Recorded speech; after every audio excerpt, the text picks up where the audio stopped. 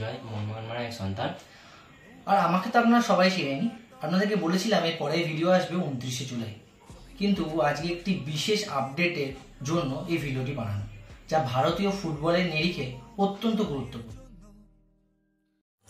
আপডেটটি হলো আনোয়ার আলী পিএসসি অর্থাৎ প্লেয়ার স্ট্যাটাস কমিটিতে গেছেন তার উকিলের সাহায্যে। এটি একটি অত্যন্ত গুরুত্বপূর্ণ আপডেট, কারণ ভারতীয় ফুটবলের নিরিখে পিএসসি থেকে যদি আনোয়ারের হয়ে রায় আসে, তাহলে ভবিষ্যতে যে কোনো প্লেয়ার তার স্যালারি না বাড়ালেই বা তার দাবি না মানলে ম্যানেজমেন্টের উপর চাপ সৃষ্টি করবে। বর্তমানে আনোয়ার 2031 অবধি দিল্লি এফসির চুক্তিবদ্ধ প্লেয়ার হলেও মোহনবাগান আগের বছর অর্থাৎ 2023-24 মরশুমে 4 বছরের জন্য লোন চুক্তি করেন। 1 বছরেই খেলার পর এখন আনোয়ারের মনে হচ্ছে তার ভবিষ্যৎ সুরক্ষিত নয়, যা কোনো ম্যানেজমেন্টের পক্ষেই মেনে নেওয়া সম্ভব নয়। দেখা যাক শেষ কথা পিএসসি বলবে। আনোয়ারের নিয়ে আজ এইটুকুই, বাকিটা দাদা বলবে। এর থেকে বড় আপডেট তো আমার কাছে কিছু নেই।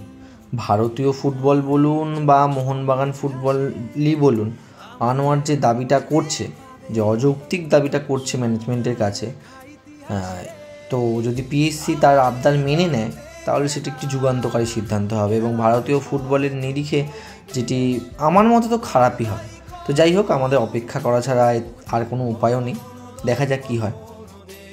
মোহনবাগানের ফুটবল সম্বন্ধে বা দল গঠন সম্বন্ধে আরও একটি আপডেট আপনাদেরকে দেওয়া হবে এবং সেটা আপনারা আশা করি থাম্বনেল দেখেই বুঝে গেছেন।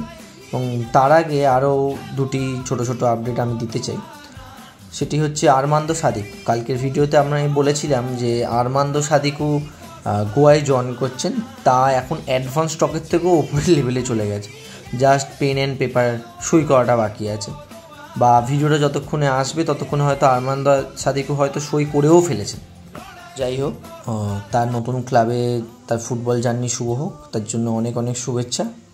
পরবর্তী আপডেটটি সিএফএল নিয়ে। একটি আপডেট না বলে একটি আবদার বলতে পারেন, যে আজকে আমাদের নৈহাটি স্টেডিয়ামে বিকেল 3টে থেকে পিয়ালিসের সঙ্গে আমাদের সিএফএলের চতুর্থ ম্যাচ আছে। তো দলের সিএফএলের যা অবস্থা, সেই অবস্থায় আমাদের তাদের পাশে থাকাই উচিত, কারণ আমরা 3 ম্যাচ খেলে মাত্র 2 পয়েন্ট সংগ্রহ করতে পেরেছি এবং শেষ ডার্বিতে আমরা হেরেছি। তো তাই বলছি, সবাই মাঠে যান, বাচ্চা বাচ্চা ছেলে সব খেলছে, তাদেরকে উদ্বুদ্ধ করুন এবং আশা করি আমরা ভালো ফল করতে পারবো। আমাদের সাপোর্টে তারা ভালো ফল করতে পারবে, দেখা যাক কী হয়। আজকের শেষ আপডেটটি হলো গ্রেগ স্টুয়ার্টকে নিয়ে। না, স্কটল্যান্ডের প্রিমিয়ার ডিভিশনের একটি ক্লাব কিলমার্নকে আগের সিজনে গ্রেগ স্টুয়ার্ট খেলতেন। তাদের সাথে গ্রেগ স্টুয়ার্টের 1+1 ইয়ার ডিল ছিল এবং 1 ইয়ার ডিলটা এই 31শে মে শেষ হয়েছে, কিন্তু তাদের কাছে এখনও +1 যে ডিলটা, যেটা তারা ট্রিগার করতে পারে, সেই ডিলটা এখনও বাকি আছে। তো যদিও তাদের চ্যাম্পিয়নশিপের যে দলটা, সেখানে তারা গ্রেগ স্টুয়ার্টকে রেজিস্টার করায়নি এবং কেন করায়নি সেটা এখনও পর্যন্ত আমার কান অবধি হালকা হালকা শোনা গেছে, কিন্তু আমি শিওর নই, তাই আপনাকে এখন সেই ব্যাপারটা বলছি না। তো আশা করা যায় মোহনবাগান ম্যানেজমেন্ট যে ধরনের দিয়েছে অফার, সেটা আশা করা যায় গ্রেগ স্টুয়ার্ট হয়তো গ্রেগ স্টুয়ার্ট এটা অ্যাকসেপ্ট করে নেবেন এবং আমাদের ষষ্ঠ বিদেশি হবে একজন অ্যাটাকিং মিডফিল্ডার কাম উইঙ্গার গ্রেগ স্টুয়ার্ট। আর সেরকম কিছু আপডেট নেই।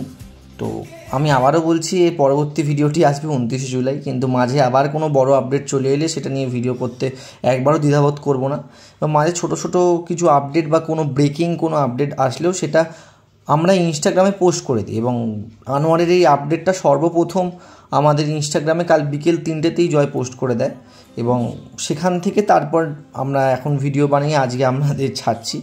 তো আমরা পারলে আমাদের ইনস্টাগ্রাম আইডিটাও ফলো করে দেবেন, আমি কিওয়ার্ডটি এখানে দিয়ে দিলাম। দেখলেন আমার মা মোহনবাগান চ্যানেলে, কারণ জয় আমার কাছে প্রথম আনোয়ারের পিএসসি যাওয়ার খবরটা ব্রেক করে।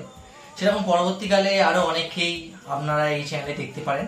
তো আজকে এই অবধি থাকুক, ভালো লাগলে লাইক, কমেন্ট ও শেয়ার করবেন।